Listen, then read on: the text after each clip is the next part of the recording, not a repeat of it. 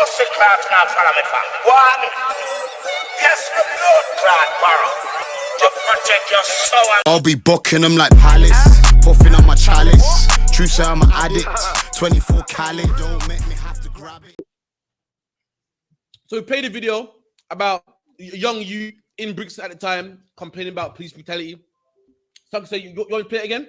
Yeah, play it again just in case, you know, I mean, I would think that, you know, because you have a decent amount of people watching online, they probably would have shared the video in the break, you know, just in case new people came on, you know, you want to keep them in tune. So I would run it back again. Just get them a context of what the video is about.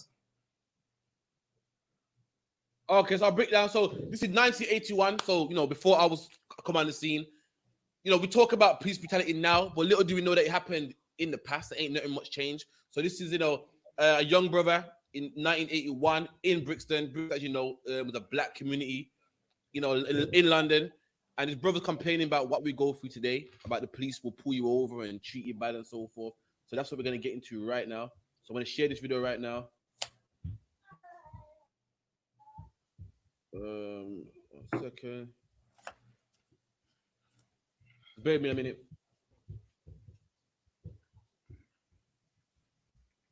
I get you.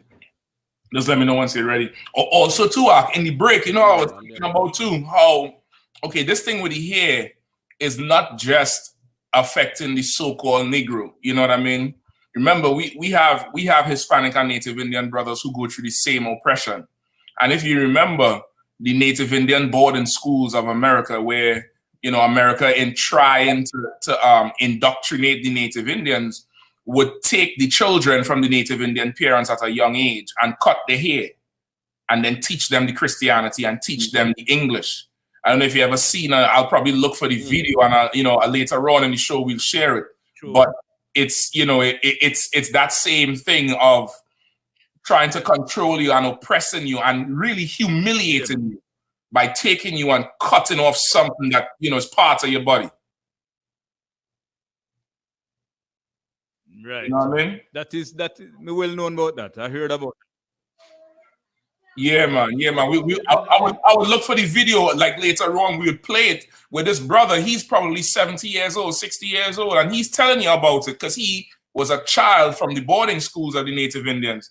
And he is crying, talking about how bad it was, how they beat him in his head as a child if he didn't speak English. And then they cut his hair, and you know, the whole thing is a ritual to break his spirit.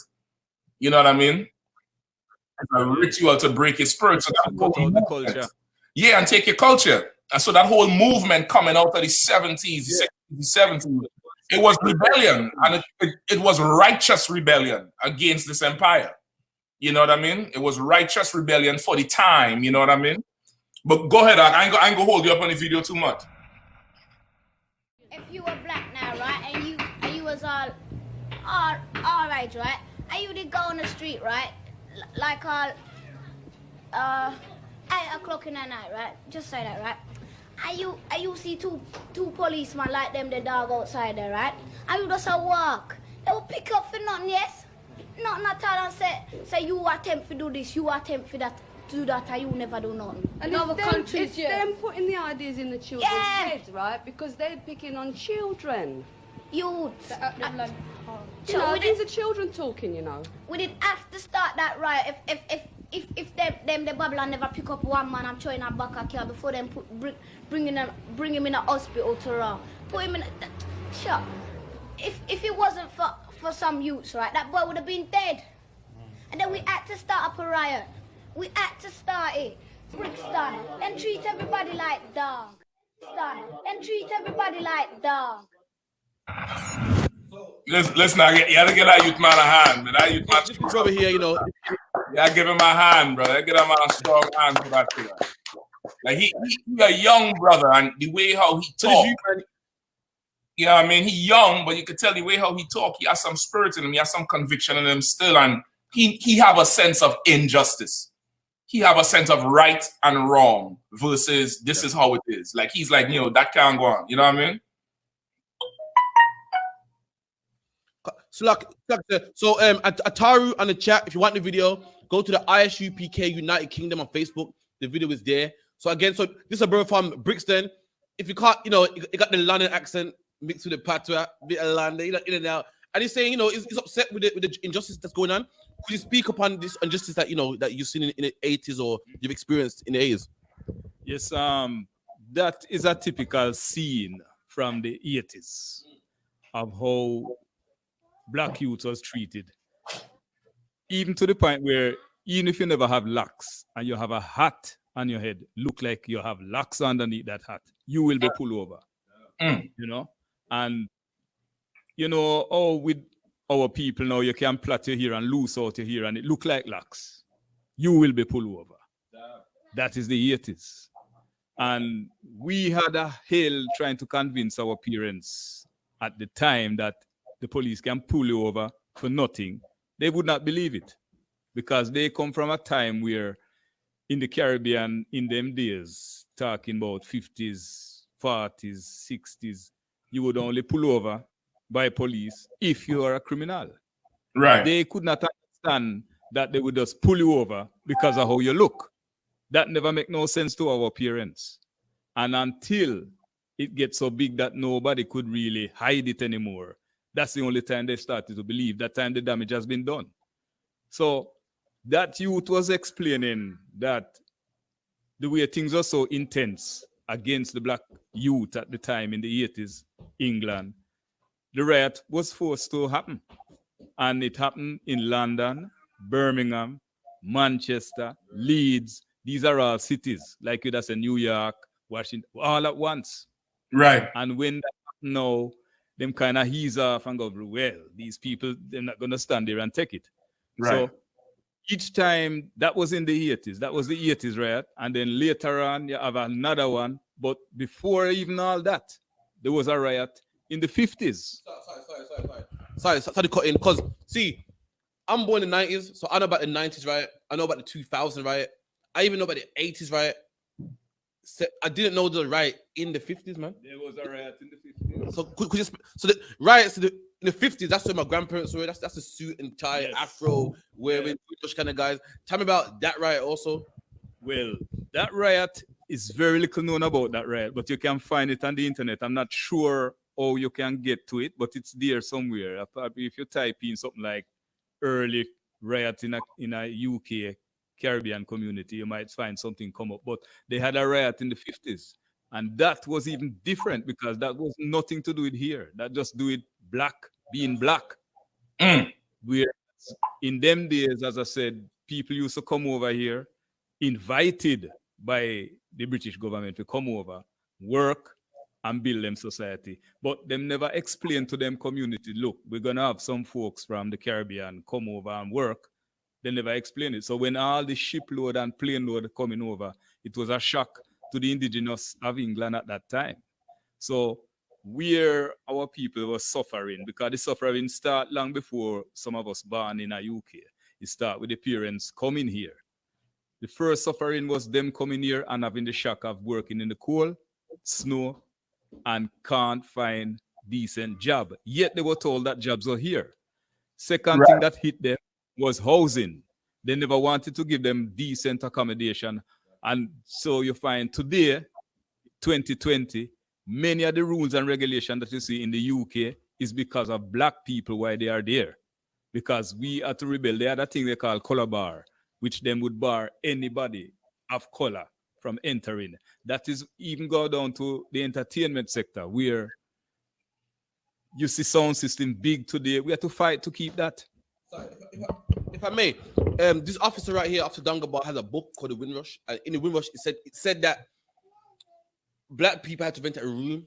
You couldn't have a house. And they was paying for that room money that a white man would pay for a house. Yeah. The landlord would take the bath out and use the bathroom as an extra room to put more black people in there.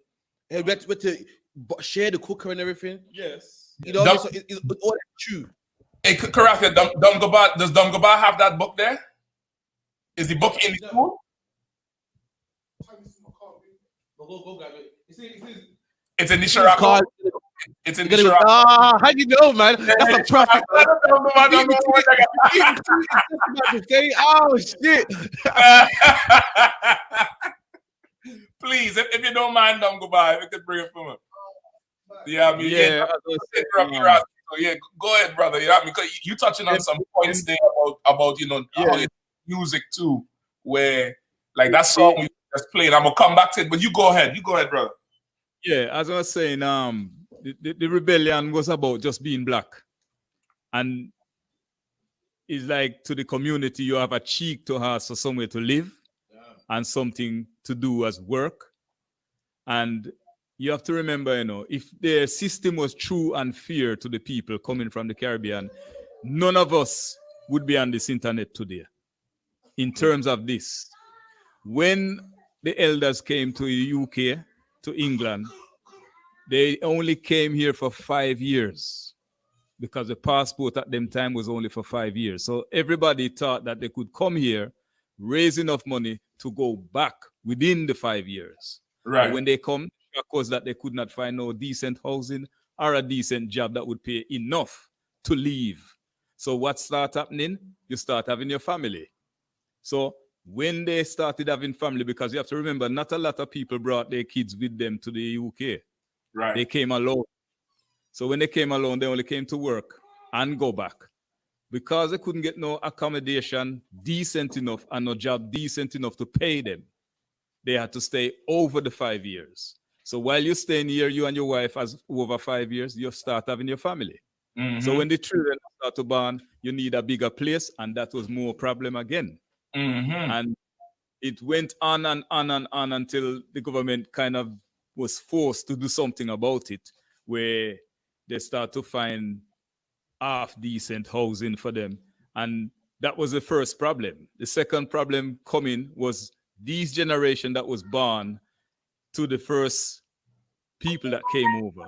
You had to find schooling. That was where the bigger problem started, because they would even tell you, oh, there's no position in this school for your child. There's no place here for your child. Try down the road.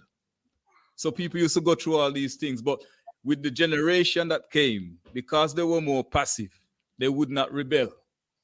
They would just accept it and say, maybe there's right. There's no room for me in this school. So even when after that period where you have to go and find jobs now as a child born in the UK, as a black child, that again was a problem. So like I said, if I may read this from the book called The Windrush. Yeah, go ahead. It says, when I came, I found me and my husband and this baby in one room. So this is a woman that was a part of Windrush. Her husband invited her to come over and join him in England. And when she came, she thought he was living lavish and living good because, it's in England. Right. I saw him living in one room. I couldn't believe it. And I said to him, is this how I'm expected to live? Anyway, he was living in a house, just a bachelor. And we had heard about another room. In those days, it was just rooms, but you never see them because somebody always was in. So you always have to wait till that person leaves for you to come in. And then my husband came in and said to me, the house hasn't got a bath. And I said, I'm not going to live in a house without a bath. And when I went back to the landlord, I said, where we were, he laughed his head off. Look, my dear, most of the houses here have no baths, because what they did in those days, they used to take the bathroom and rent it out as a bedroom to make money, you see. So he laughed at me and said, you don't refuse a room because it hasn't got a bath. So what they did was take the bath out and use the bathroom as another room. So you're a white landlord with a 4-bedroom house. Now you got a 5-bedroom house because that bathroom's also a one too, man. And charging rent for a full house. And if I may, sir, the next page, page 135. Say you were a white person, you could get a whole flat for £1.25 a week, a whole flat, and some of them got a front and back garden. If you're lucky enough to get a ground floor, but we were obliged to pay £3, that's double, for one room. And at the end, you had to cook outside in the passageway. They would have a stove and maybe 3 or 4 people would use the stove. It was a rat race because if you put your money in, you make sure you go and put your food on right away. And Listen, this man. happened in England, man. Yo, listen, I'm getting lit right here, right now, listening to this thing. This is just modern slavery act. It's modern slavery because you telling me everything I work for, I just had to give it back to you. And then you treat me like a dog. I had to cook in the street. Where the hell am I going to bathe? I have a woman. What's she going to do when she unclean during her monthly? Like she don't have a private room she could go in? But yet still, when we sing songs about burn Babylon, burn, and Christopher Columbus was a damn liar, and says, let's say Rastaman don't apologize to no batty boy, they have a problem with us. They have a problem with us, but they treat us like we animals. They treat us less than human. And then they want to talk all proper and prissy like they're the most respectable people on the earth when they're a nation of goddamn bastards, man. Like, how could you do this to people? And then call yourself modern and civilized after these people, foreparents, done worked for you and gave you blood, sweat, and judgment tears. This is what you do? Well, listen, now you know the old people have a saying, God don't sleep. God don't sleep, right? And brother, coronavirus is the beginning of the Lord waking up. Coronavirus is the beginning of it, and more plagues is going to come to these empires for their evil, what they did to us, man. That's some evil things to do to people. Very evil. Go ahead. This is England, man. Black people living in poverty in England. The God Save the Queen, British Empire, crumpets and tea has black people living in poverty in England, man. People across, I know people have never been to England, think that England's all crumpets and tea and the London Bridge and riches and people sipping tea with a pinky like this. And the same country that got money and riches had black people living in poverty, man. And meanwhile, the Turks come over here, the Pakistani man come over here, and his foreparents didn't cut no cane. Meanwhile, he gets a brand new house, man.